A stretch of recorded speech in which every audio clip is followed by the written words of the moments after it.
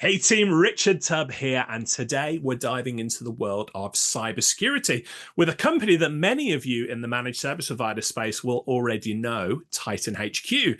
Now, we all know phishing attacks and email threats are a constant headache for MSPs and their clients, but TitanHQ's been making some real waves with their anti-phishing solution, a big part of their newly launched all-in-one cybersecurity platform. So in this session, in this video today, we're going to get hands-on with that platform, look at how easy it is to onboard new clients, and see just what makes TitanHQ's approach to email security stand out in a very crowded market. And to show us what's what, I'm joined by Conor Hynes, who heads up product management and data strategy at TitanHQ.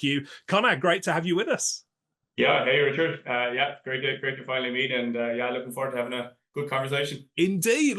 I guess first things first, for those who aren't familiar with TitanHQ, and you are a well-known name, but how would you describe what TitanHQ does in a nutshell? Yeah, interesting enough. Look, we're around for nearly 25 years now, which is a long time for a cybersecurity business. Started off in the email security space, moved into DNS filtering, and it's a, let's say, a very ambitious organization currently. We know the cybersecurity space is such a fast-growing area, and we have a huge amount of green space that we think we can delve into.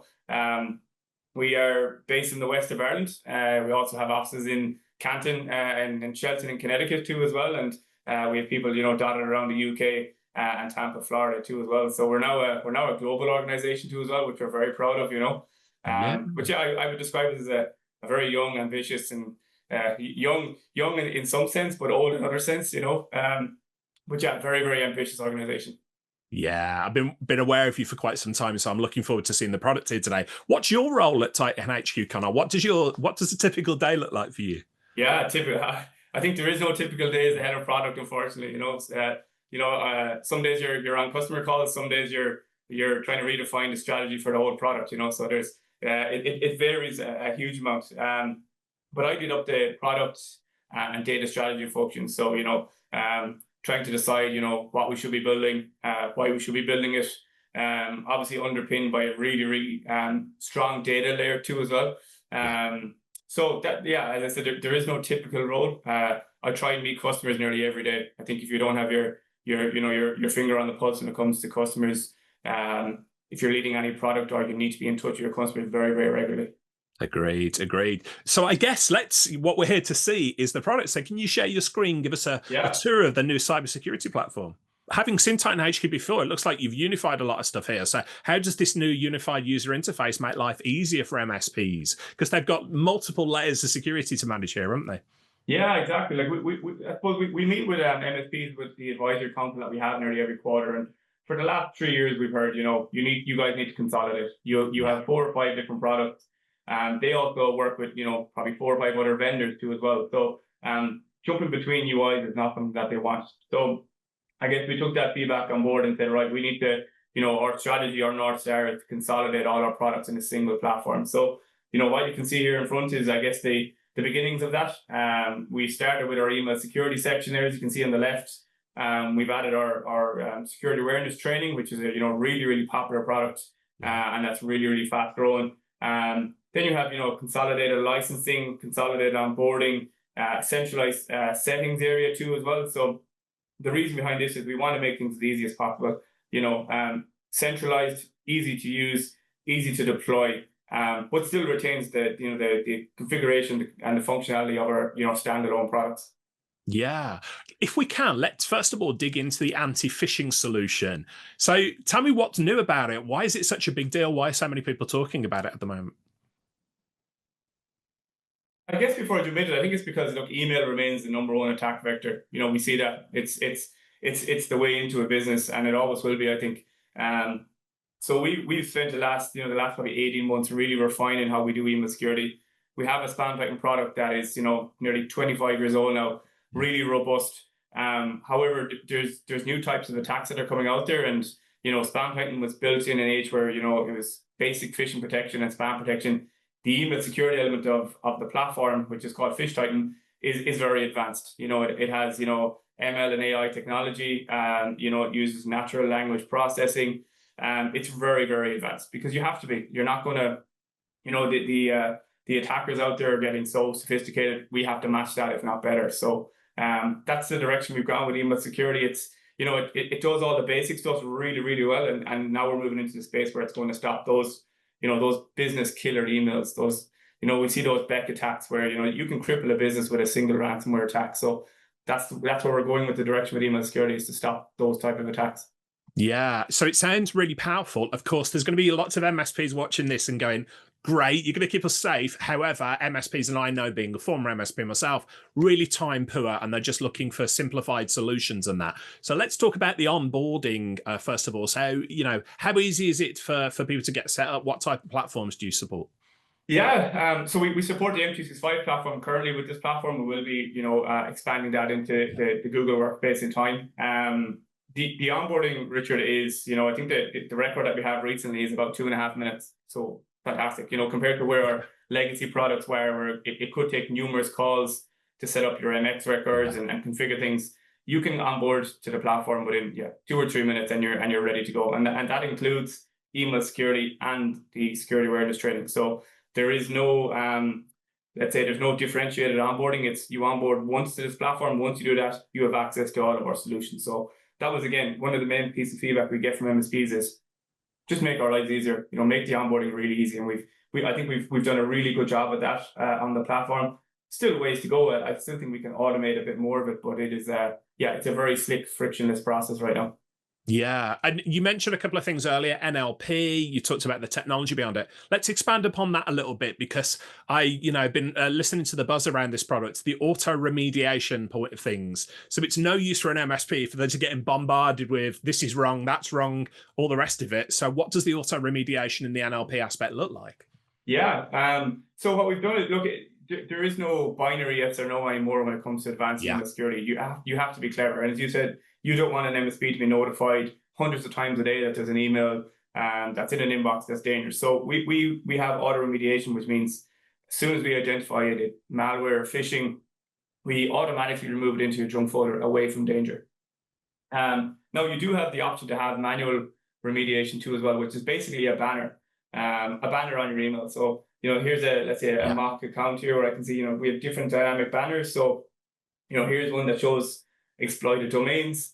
We have a spam banner too as well. We have a phishing banner. So what we see is our MSPs really like this functionality at the start, where you come onto the platform and 14, 21 days, the system starts to learn. You get your manual banners, and once the MSP is happy that everything's set up, with a click of a button, auto remediation kicks in, and then all of these emails are just in a junk folder. So it just removes a threat automatically and makes the MSP's life easier. But that said, I think some MSPs really like the idea of the banners, because the banners gives you context into what to look out for as well in the future too, which is, it's not only protection, but it's also education. Yeah, and again, just because I'm a former MSP, the way my mind works here with the deployment. So is this all automatically as part of the M365 deployment? There's no client-side tools or applications that need installing, anything like that? Nope. So once you create a customer account, we get you get a list of permissions that Microsoft will request. You accept those permissions, you're now set up. You set up your journal rule, which takes about 30 seconds.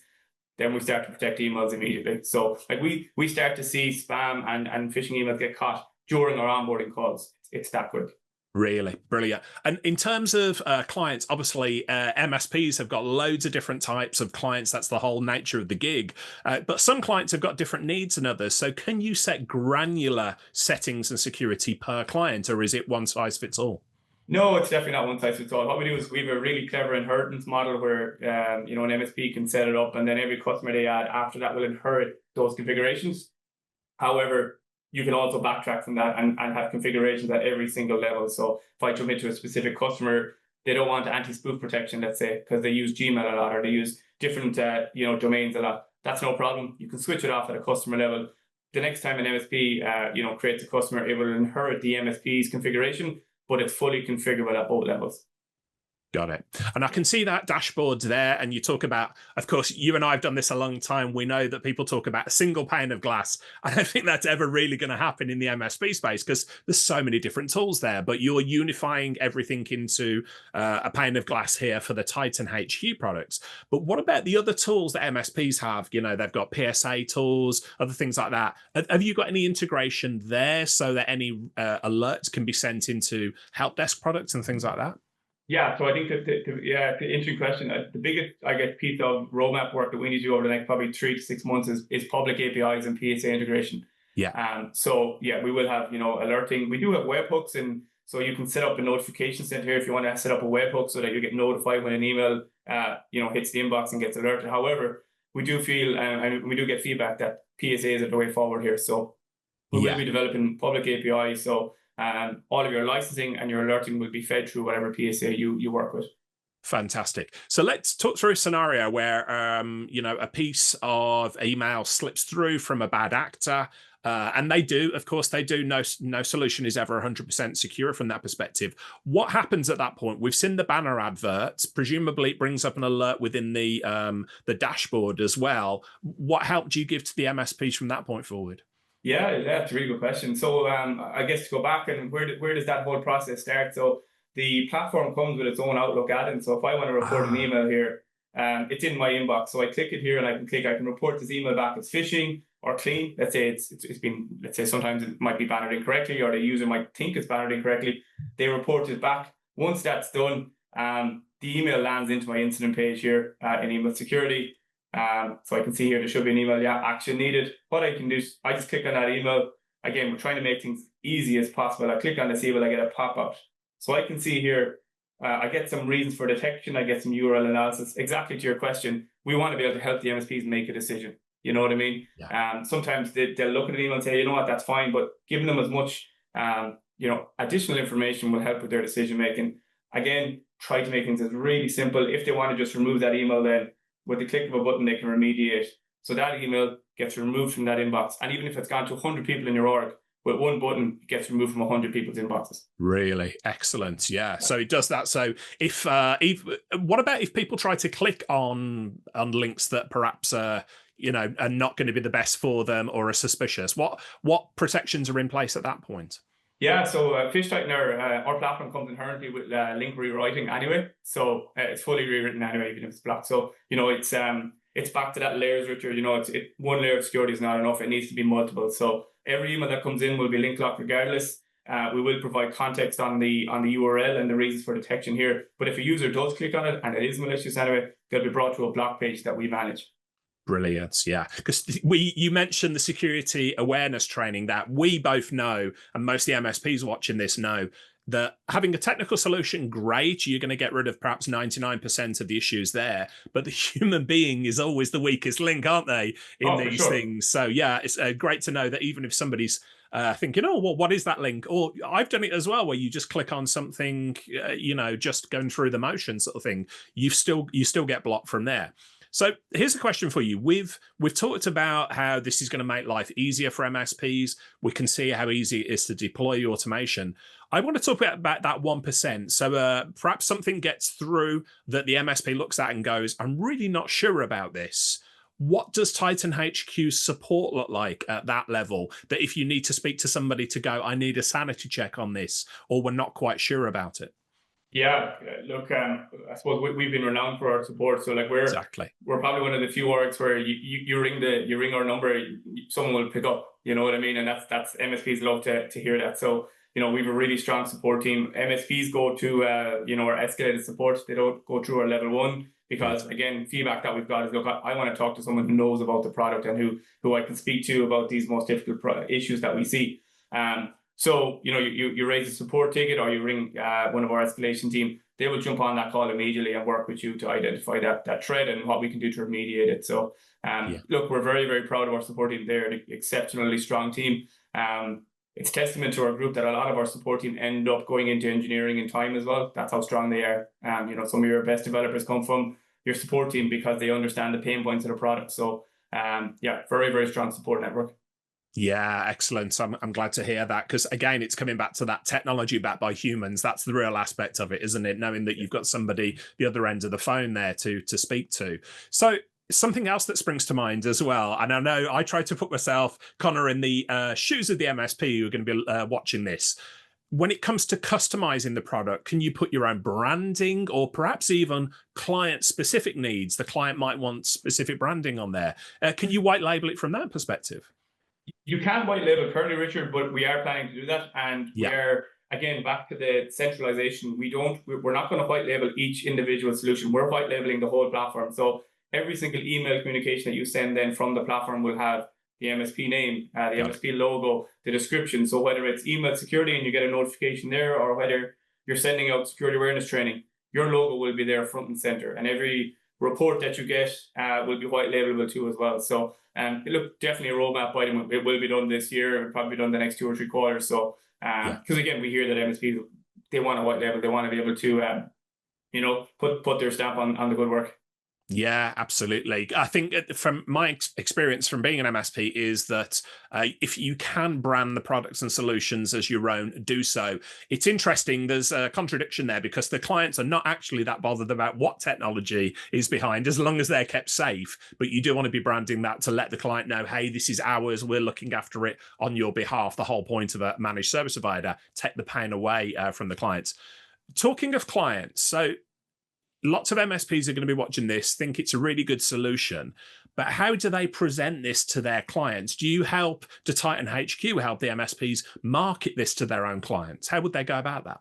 Yeah, look, we've a really strong partner program too as well. You can actually see on the bottom left hand corner here, has direct access to our partner portal. So you can white label, you can co-label all of our marketing documentation. We have a really strong marketing team that will help you with webinars and helping with your SEO and websites too as well. So we understand that it's a partnership when it comes to MSPs. We want MSPs to sell as much as anyone. So we have a really strong channel program and partner program that we've really refined over the last, again, 12-18 months. So we know that's absolutely huge. When MSPs come to us, it's a partnership. They're not just buying our product. It needs to be they're working with us. Yeah, and I would urge MSPs watching this to listen to what Conor has just said there about it being a partnership, because again, in my experience working with thousands of MSPs all over the world, the MSPs that really grow the fastest are the ones who partner with somebody like TitanHQ and get their help with delivering webinars and co-branded marketing and things of that nature as well. So don't just treat this like a product that you're going to, a technical product that you're going to deploy and then just forget about it. Of course, it's going to help you with your security, but if you want to grow your MSP business, definitely investigate some of the things that Conor has talked about there, because it is super important. I want to get into the weeds a little bit here, Conor, if I may. Again, Sure. putting myself in the shoes of the MSP. So they're going to be looking at this and saying, this is great. I can see where you're going with it. I really like the idea. How is the product licensed and billed to MSPs? Yeah, so what we do initially, because it's an M365 only platform to begin with, we follow the Microsoft licensing model. So we only bill for active users. So you could have 400 inboxes in your organization, but you might only have 150 people who are actually working and active. We only charge for that. Again, direct feedback from MSPs: make our life easier, make the billing easier. So we match the Microsoft active user counting. It gets updated nearly every 24 hours. So your Azure tenant gets, you remove someone or you add someone. And what we do is then at the end of the month, we take that figure and that's the active user count at the end of each month. Got it. So I guess I think I know the answers to this, but there's no manual adjustments for saying, oh, somebody's left, they've no longer got an M365 account. We've got to let TitanHQ know about this to reduce the license count. Yeah, exactly. Yeah, no, we look again. We try and make things as easy as possible. And even look, we even when someone goes over their license level, we're very flexible too as well. It's not an immediate, banging down your door. It's again, it's a partnership. We're going to work with you on that too as well. Yeah, fantastic. Yeah, anything that makes life easier for an MSP, brilliant. What type of contracts are you asking? Without going, into the specifics about it, are you asking MSPs to commit to a long-term contract, anything like that? No, again, look, we're very flexible. I think there are different flavors of MSPs. Yeah. Some may want to do a 3-year annual contract, and that's perfect. That's great for us. Or some just want to go rolling monthly. We're very, very flexible. Again, It goes back to it's a partnership. We're going to work with you. We don't want you hear a lot of feedback about MSPs who vendors, try and tie them into long-term contracts, and it's hard to get out of. That's, if we build a good product, you're going to want to stay with us. We're not going to do that by locking you into a contract. That's, again, it's a partnership. Yeah, agree. Live and die by the service. I'm a great believer in that sort of standard there. What about there's going to be people watching this, and I'm going to ask in a minute for details of how people can go and take a closer look at this. But there's going to be MSPs going, sounds great. Can I get a free trial of this, or is there any way that they can test the waters? Yeah, you can, of course. Look, we definitely facilitate, a really in-depth trial process too as well. So if you want to trial our email security and SAT or the bundle, let's say, no problem with that. And we're very hands-on too as well. If you want additional help during that trial or some more configuration, we have a very strong solution engineering team who will work with you during that trial process. So yeah, trialing the product is no issue. Yeah, and we've mentioned SAT a couple of times there, security awareness training. Can you show us briefly that? I know we wanted to look mostly at the anti-phishing solution of things, but I think that's really important because for all the reasons we mentioned, the human aspect of things is the weakest link in any chain of cybersecurity. So. Definitely, yeah. And look, I think, Richard, there's a natural synergy between email security and SAT.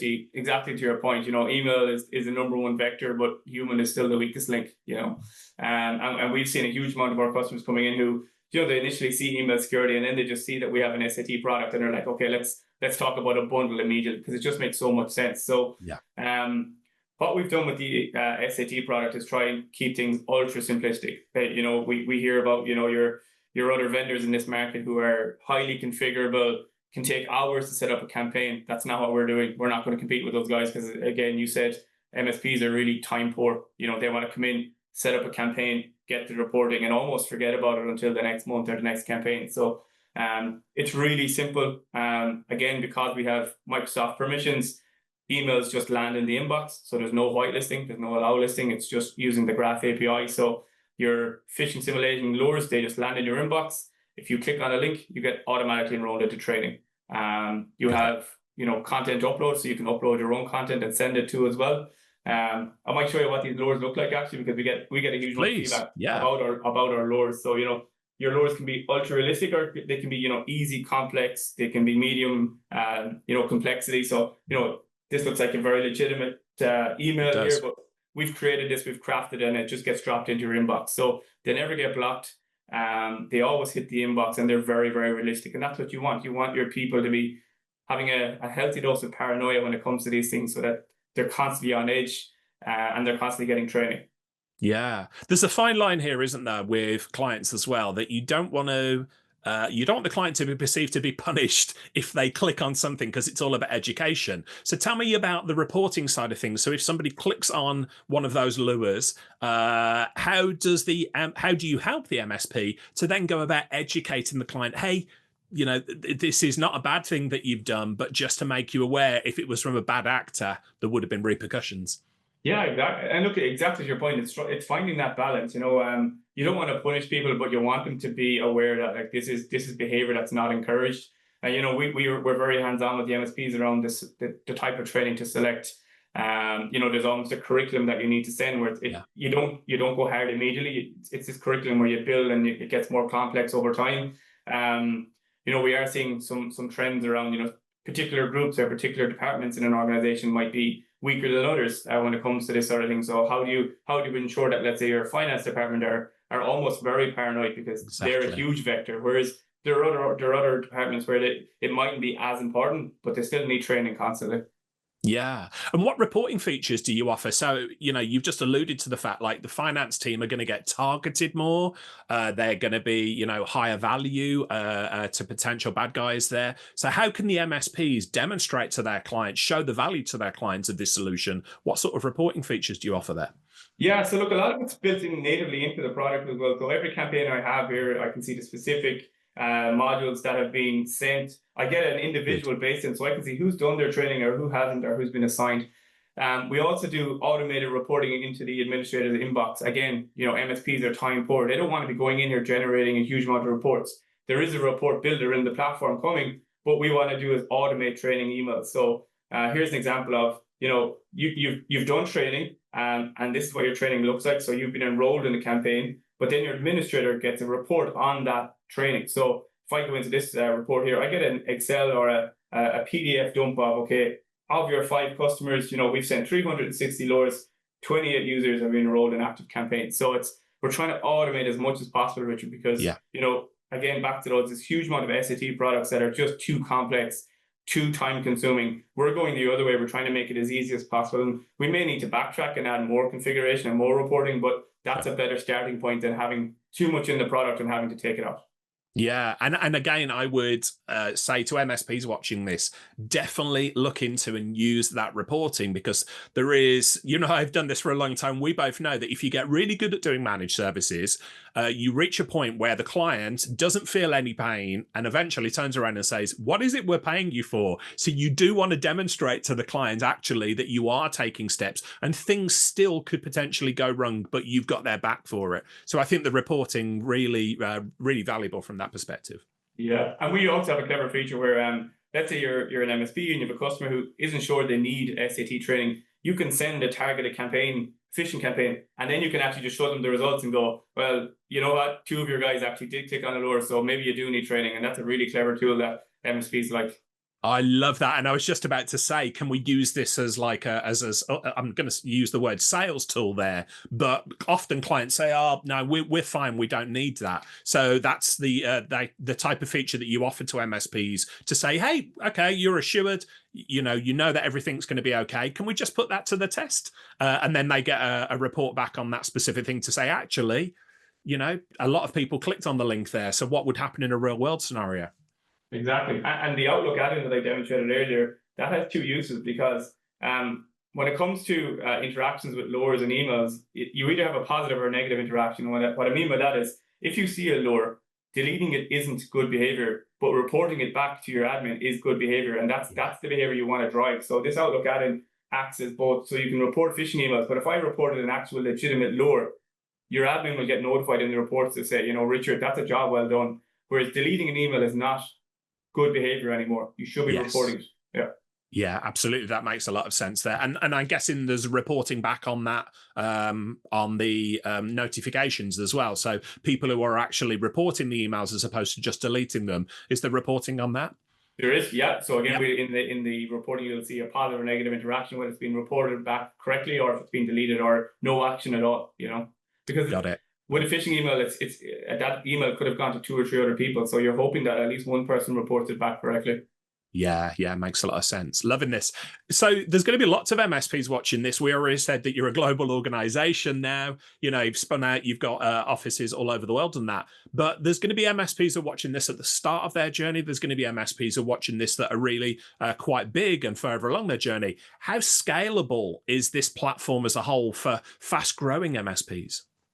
Look, yeah, I think scaling the platform is not something we want the MSPs to be worried about. So we've done, this is built on really modern technology. We have a couple of MSPs that have grown from, started out 12 months ago, and now they've nearly 30,000 seats on the platform. So scaling is not a problem at all. And onboarding, we track the onboarding of customers on a daily basis. We can see MSPs that are adding 15, 20, 25 customers per day. That's how easy it is to onboard and deploy. So yeah, no, we're very happy with the scaling, and the underlying technology has been highly performant. Yeah, and I guess this is an obvious question. I think they know the answer, but I'll ask it anyway. So you're going to have, whenever an MSP comes across a vendor like yourself, they want to dip their toe in the water, maybe roll it out to 1, 2, 3 of their top clients to begin with, but not rolling it out to everybody. So is there anything contractually, or is anything license-wise that says, obviously you guys hope that they would roll this out to all of their clients, but can they dip their toe in the water to begin with? Yeah, they can, of course. What we actually see is a lot of MSPs just put themselves on it, and test it out with their own. And that's actually great to see, because that's the real test of how good your product is. Because when it's live and in an MSP's environment, you really get feedback initially and quickly. So no, there's no issue with that. But that's what we see, Richard. I think typical behavior is an MSP might add 1 or 2 customers for maybe a 4 or 5 week period, and then you start to see this huge scale up. It's that hockey puck chart where 1 or 2 for a period, and then you just add bulk. So it's really great to see that they can deploy so easily and so quickly. Excellent. I've got to ask the question. We've gone all, if anybody at home is playing buzzword bingo, we've not mentioned GDPR yet. So I want to talk about where this data is stored. So are you GDPR compliant? And what about other sort of data around the world? Yeah, no, fully GDPR compliant. Look, we adhere to the AWS standards too as well. So yeah, it's a great question. We get asked about it a lot, but we're fully GDPR compliant.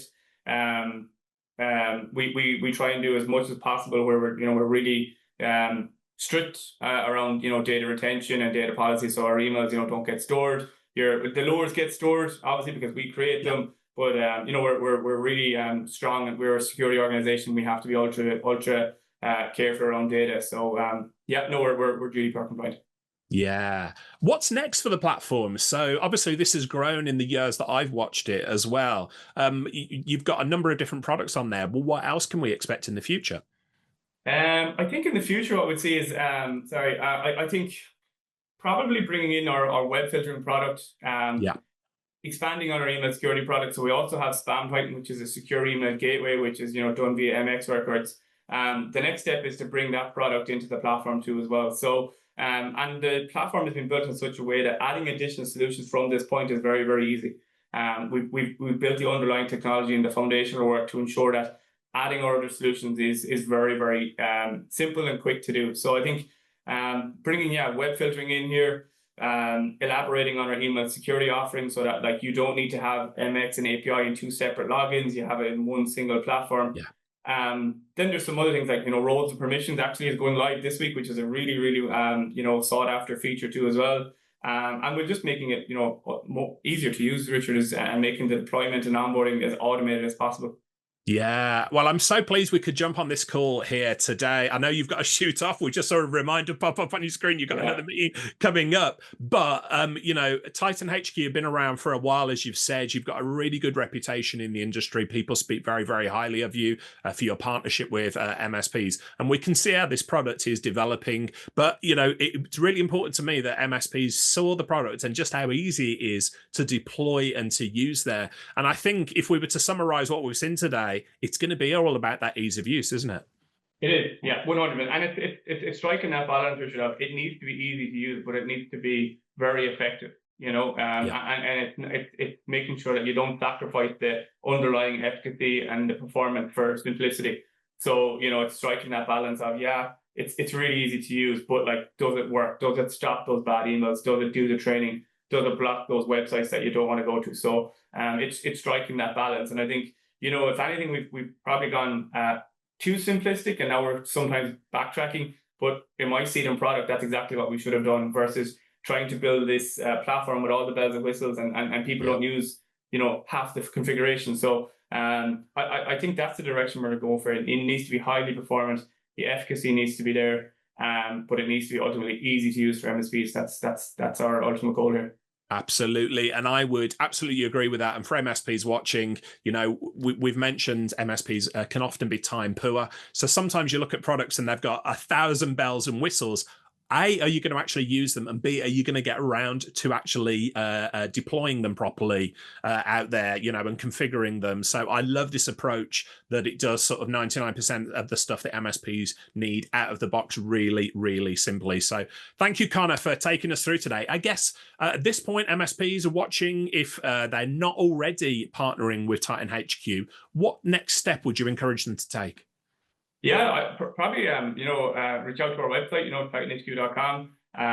There's a sign up form there. Take a look at our products. Email us directly, and we'll have someone on the phone immediately to discuss our solutions and how we can partner with you guys.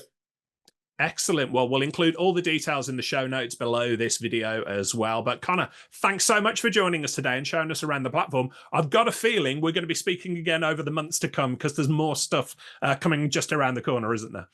Definitely, yeah. No, look, I'd love to do that, Richard, when it's a bit more mature, maybe near the end of the year. And really excited about what's to come with the platform. Fantastic. Thanks so much, Conor.